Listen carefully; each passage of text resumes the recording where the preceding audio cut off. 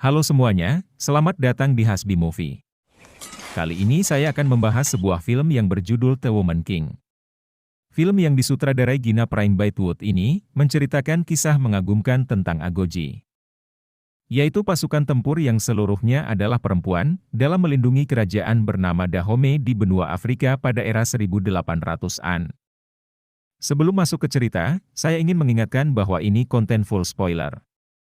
Dan jika ingin tetap menonton, yuk kita lanjut ke cerita.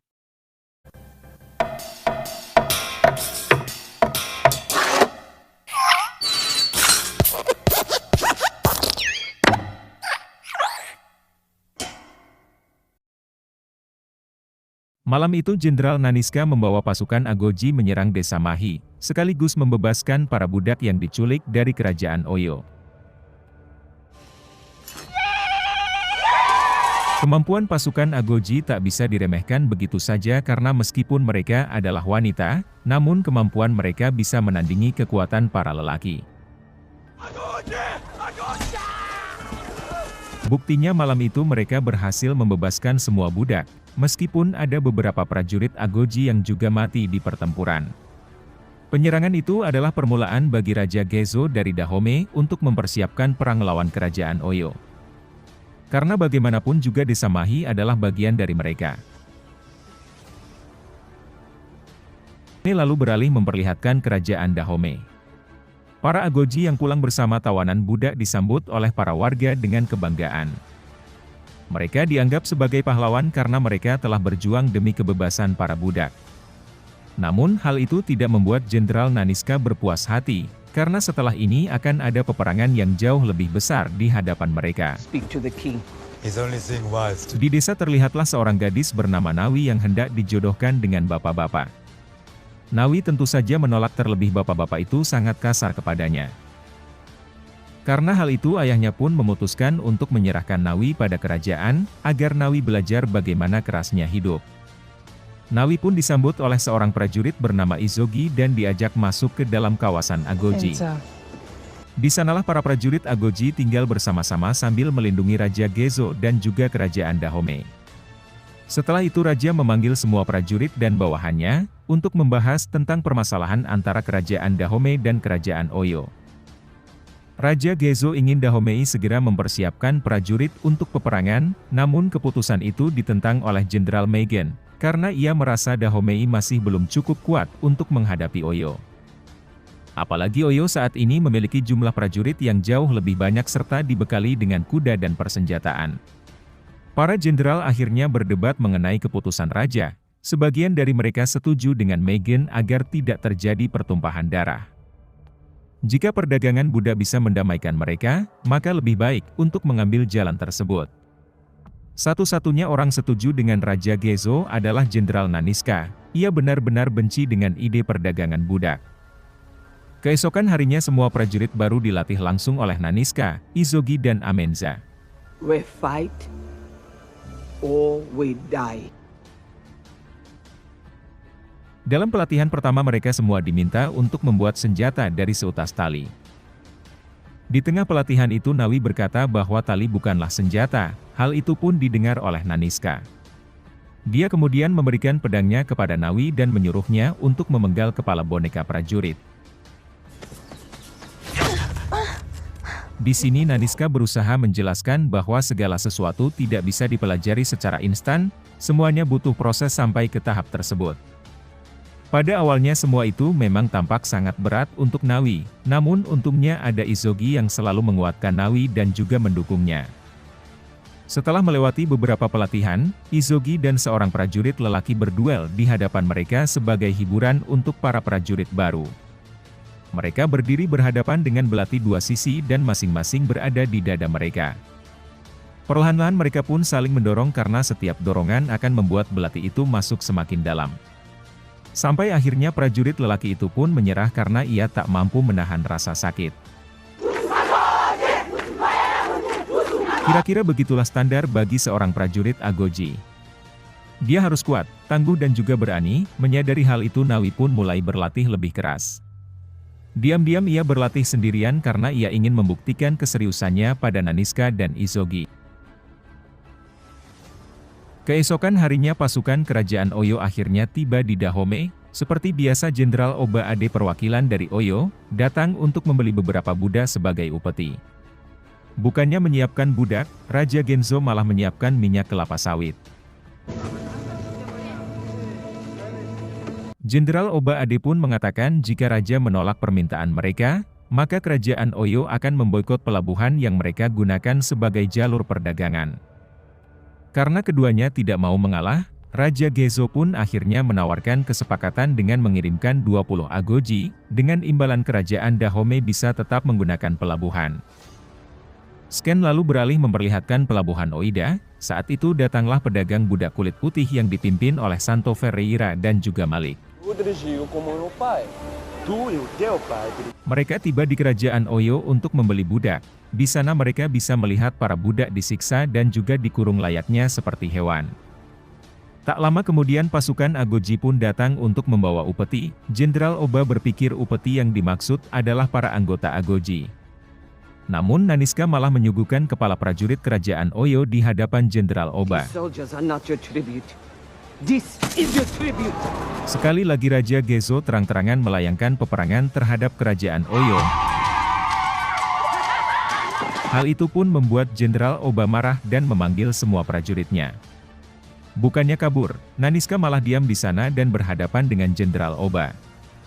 Nawi yang melihat hal itu berusaha membantu Naniska, hingga saat ada kesempatan keduanya pun kabur ke laut tempat para Agoji lain telah menunggu.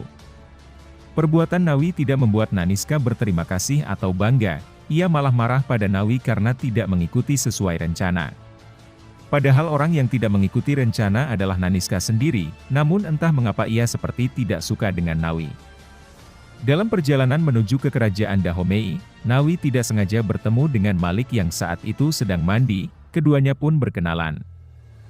Malik bercerita bahwa ia sebenarnya setengah Dahomean, ibunya berasal dari Dahomey sedangkan ayahnya adalah orang kulit putih. Tak lama kemudian rombongan Santo dan Malik akhirnya tiba di kerajaan Dahomey, sama seperti saat di kerajaan Oyo di sana keduanya juga berniat untuk membeli beberapa budak. Bertepatan dengan kedatangan mereka, para prajurit baru Agoji juga akan mengikuti ujian terakhir. Dalam ujian itu para prajurit baru akan menunjukkan kemampuan mereka di hadapan Raja Genzo dan para senior. Di awal ujian mereka dihadapkan dengan tumpukan ranting tajam yang siap menyayat kulit mereka.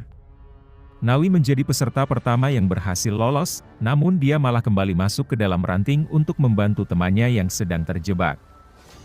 Setelah itu, ia pun berusaha menyusul peserta lain dengan cara melompat dari atas ketinggian.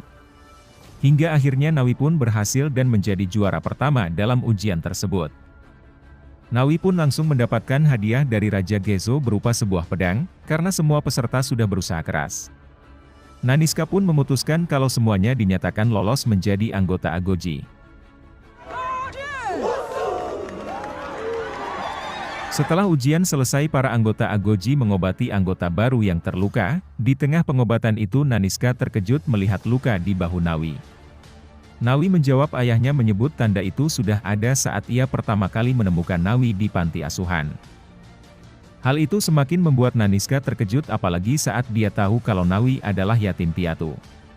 Di luar Malik menemui Nawi dan mengajaknya untuk bertemu nanti malam, terlihat jelas bahwa Malik tertarik pada Nawi.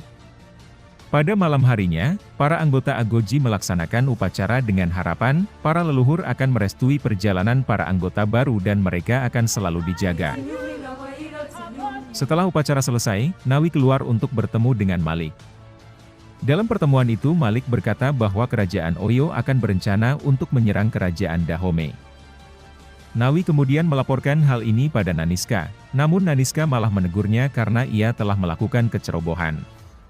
Saat itu Naniska mengungkapkan bahwa di masa mudanya ia dahulu pernah ditangkap oleh Oba, diperkosa, lalu dihamili. Setelah melahirkan seorang putri sendirian, Naniska menyematkan gigi hiu di bahu kiri bayinya.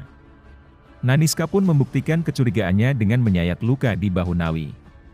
Tak disangka kecurigaannya itu benar karena Nawi adalah putri kandungnya. Keesokan harinya Naniska dan para prajurit melihat tenda-tenda pasukan Oyo yang sudah berada di sekitar kerajaan. Hal itu pun membuat pasukan Agoji mulai menyiapkan penyerangan terhadap pihak Oyo. Mereka memang kalah jumlah namun hal itu tidak membuat mereka gentar. Setelah semua persiapan selesai, Naniska memimpin Agoji dalam penyerangan terhadap Oyo. Mereka membakar pemukiman pasukan Oyo dengan bubuk mesiu yang sudah mereka siapkan.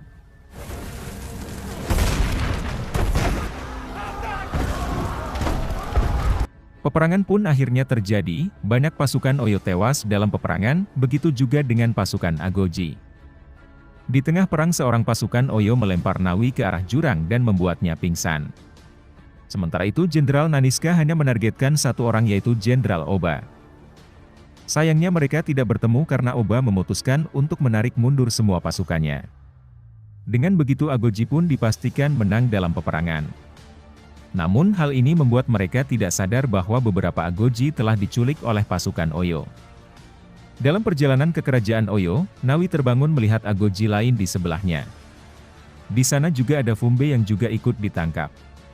Ia melihat Fumbe memiliki kesempatan untuk kabur, jadi ia pun menyuruh Fumbe pergi dan menyampaikannya pada Naniska. Di kerajaan Oyo Nawi pun bertemu dengan Izogi. Ia terkejut karena saat itu Izogi mengalami patah tulang dan sulit baginya untuk kabur dalam situasi itu. Namun Nawi berusaha menguatkan Izogi agar mereka tidak menyerah. Ia kemudian membantu Izogi untuk meluruskan tulang lengannya.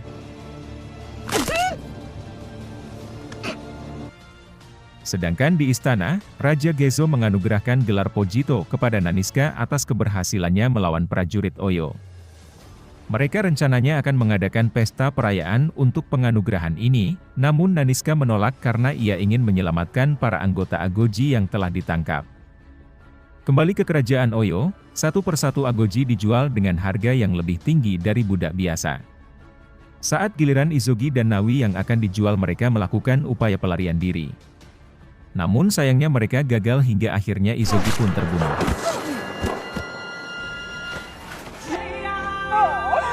Kematian Izogi membuat Nawi merasa sangat bersalah, bagaimanapun juga Izogi terbunuh karena Nawi terlalu lambat.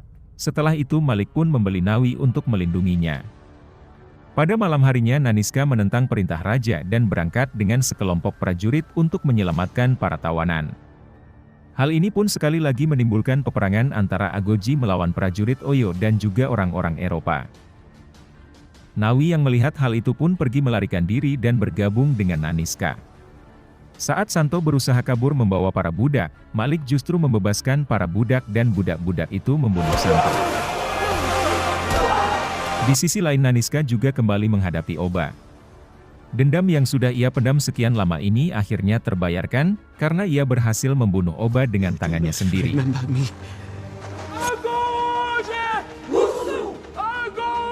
Agoji yang menang kembali ke Dahomey dengan kebanggaan karena mereka sudah berhasil menguasai kerajaan Oyo. Di sana mereka pun disambut langsung oleh Raja Gezo. Ia sedikit menegur Naniska karena tidak mematuhi perintahnya, namun setelah itu ia pun menobatkan Naniska sebagai Pojito atau Raja Wanita.